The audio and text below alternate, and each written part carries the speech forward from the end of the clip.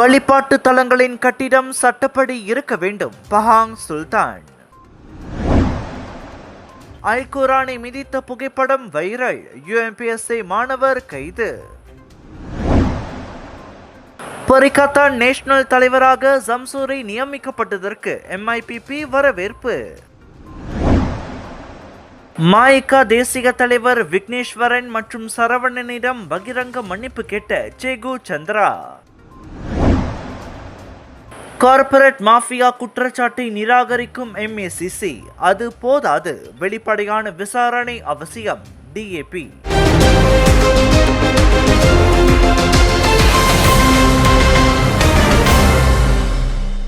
Pahang மாநிலத்தில் வழிபாட்டு தலங்கள் கட்டப்படும் போது நடைமுறையில் உள்ள சட்டங்கள் மற்றும் விதிமுறைகளை கட்டாயமாக பின்பற்ற வேண்டும் என்று பஹாங் சுல்தான் அல் சுல்தான் அப்துல்லா சுல்தான் அஹ்மத் ஷா கூறியுள்ளார். சட்டப்பாதையை பின்பற்றாமல் கட்டிடங்கள் அமைப்பது விதிமுறைகளை மீறுவதோடு மட்டுமல்லாமல் இன மற்றும் மத சமூகங்களுக்கு இடையில் தவறான புரிதலும் பதற்றமும் உருவாகும் அபாயம் இருப்பதாக அவர் தெரிவித்தார். சட்டங்கள் ஒழுங்கு, நீதி மற்றும் சமூக ஒற்றுமையை பாதுகாக்கும் நோக்கத்திலேயே உருவாக்கப்பட்டவை என்றும் அவர் கூறினார். தெமர்லோவில் தாமான் புக்கிட் பண்டாராவில் அமைந்துள்ள தங்கு அமீர் இப்ராஹிம் சுல்தான் அப்துல்லா பள்ளிவாசலை திறந்து வைத்த போது அவர் இவ்வாறு தெரிவித்தார். மேலும் சம்பந்தப்பட்ட அதிகாரிகள், உள்ளூராட்சி அமைப்புகள் மற்றும் சமூக தலைவர்கள் இணைந்து நடைமுறைகளை மக்களுக்கு தெளிவுபடுத்த வேண்டும் என்றும் மாநில ஒற்றுமையை பாதுகாக்க மக்கள் பொறுப்புடன் நடந்து கொள்ள வேண்டும் என்றும் சுல்தான் அறிவுறுத்தினார். புது தோற்றத்துடன் வந்துவிட்டது சாரதா டெக்ஸ்டைல்ஸ். பல டிசைன்களில் அனைவருக்குமான வண்ண வண்ண ஆடைகள். பிரிக்ஃபீல்ட் சென்ட்ரல் ஸ்ட்ரீட்டில் புதுக்கிளை. உடனே வாங்க, பிடிச்சத வாங்கிட்டு போங்க.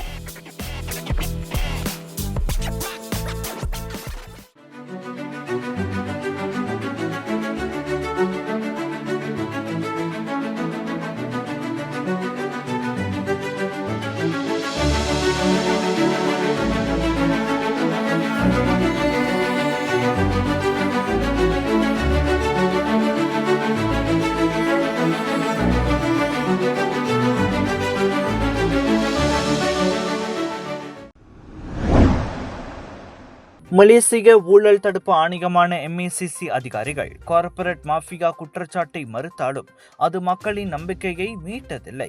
அதனால் சம்பவத்தை விசாரிக்க ஒரு அரசாங்க விசாரணை நடத்த வேண்டும் என்று DAP தெரிவித்துள்ளது. ப்ளூம்பர்க் செய்தி நிறுவனத்தின் அறிக்கையில் சில MACC அதிகாரிகள் வணிக நிறுவனங்களின் நிர்வாகிகளிடம் பங்குகளை விற்பனை செய்ய அழுத்தம் செலுத்தும் நடவடிக்கைகளில் ஈடுபட்டதாக குற்றச்சாட்டுகள் எழுப்பப்பட்டுள்ளன.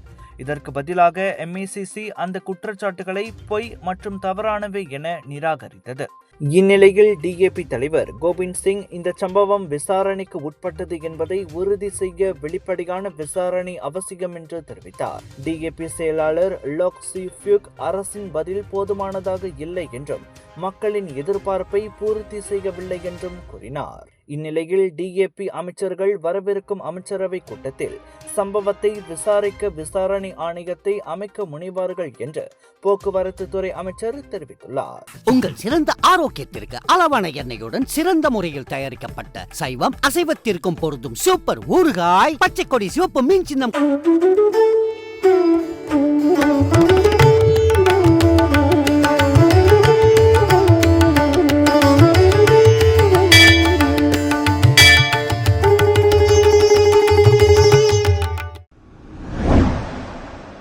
பரிகத்தான் நேஷனல் கூட்டணியின் புதிய தலைவராக டத்தோஸ்ரீ டாக்டர் சம்ஷூரி மொக்னார் நியமனம் செய்யப்பட்டிருப்பதை மலேசிய இந்திய மக்கள் கட்சியான MIPP வரவேற்றுள்ளது. திரங்கானு மந்திரி பசாருமான சம்சூரியின் தலைமைத்துவத்தின் கீழ் அந்த எதிர்க்கட்சி கூட்டணி தொடர்ந்து பீறுநடை போடும் என MIPP தலைவர் புனிதன் நம்பிக்கை தெரிவித்துள்ளார். இதனிடையே பரிகத்தான் தலைவராக பெரிய பொறுப்பை ஏற்பதால் சம்சூரி மந்திரி பசார் பதவியிலிருந்து விலக வேண்டும் என சில தரப்பினர் அழுத்தம் கொடுத்து வருகின்றனர். அது தேவையில்லாத ஒன்று என குறிப்பிட்ட புனிதன், ஒரே நேரத்தில் இரு பொறுப்புகளையும் திறம்பட செய்யும் திறமை அவருக்குண்டு என உறுதியாக கூறினார். அவருடன் நெருங்கி பழகிய வகையில் முன்னாள் தலைவர் தான்ஸ்ரீ மொய்தீன் யாசின் போலவே இந்திய சமூகத்தின் நலனில் சம்சூரி மிகுந்த அக்கறை கொண்டவர் என புனிதன் குறிப்பிட்டார். இந்நிலையில் இந்திய சமூகத்தை நெருங்கி அவர்களின் மனக்குரல்களை நேரடியாக கேட்டு நாட்பட்ட பிரச்சனைகளை களைய சம்சூரிக்கும் சமூகத்திற்கும் இடையில் MIPP உறவு பாலமாக விளங்கும் என புனிதன் தெரிவித்தார். Imagine we go further than ever before. Imagine we turn bold ideas into real-world impact. Imagine we ask the questions that shape tomorrow. We don't wait for the future. We build it. This is where potential becomes progress, where thinkers become doers, where we're unleashing the change makers.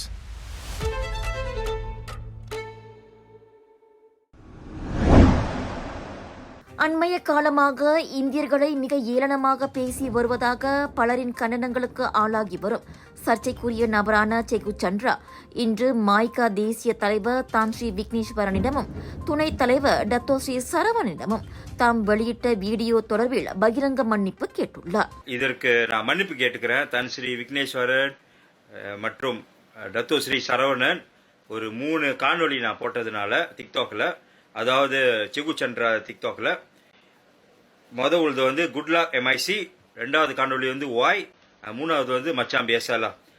இந்த 3 காணொளி போட்டது நான் அவங்கள இழிவுபடுத்துகிற காரணம் இல்லை. எனவே ரொம்ப தாழ்மையாக நான் மன்னிப்பு கேட்டுக்கிறேன் இவங்க 2 பேருக்கிட்டையும். இதுக்கு மேலே இவங்கள பற்றியோ இவங்கள பற்றி என்னதும் இதுக்கு மேலே நான் பேச மாட்டேன், விமர்சனம் பண்ண மாட்டேன். அதாவது என்னோட சோசியல் மீடியா கண்ட்ரோலில் உள்ள எனி சோசியல் மீடியாலையும் இதுக்கு மேலே இவங்க இந்த 2 நபர் இவங்க தான்ஸ்ரீ விக்னேஸ்வரனையும் டத்தோஸ்ரீ சரவணனை பற்றியும் இதுக்கு மேலே நான் எந்த கருத்தும் நான் கொடுக்க மாட்டேன். ஸோ ரொம்ப மன்னிப்பு கேட்டுக்கிறேன். தமிழ் மற்றும் மலாய் மொழியில் மன்னிப்பு கேட்டு வெளியிட்டுள்ள அந்த வீடியோக்கள் தற்போது வைரலாகி வருகின்றன.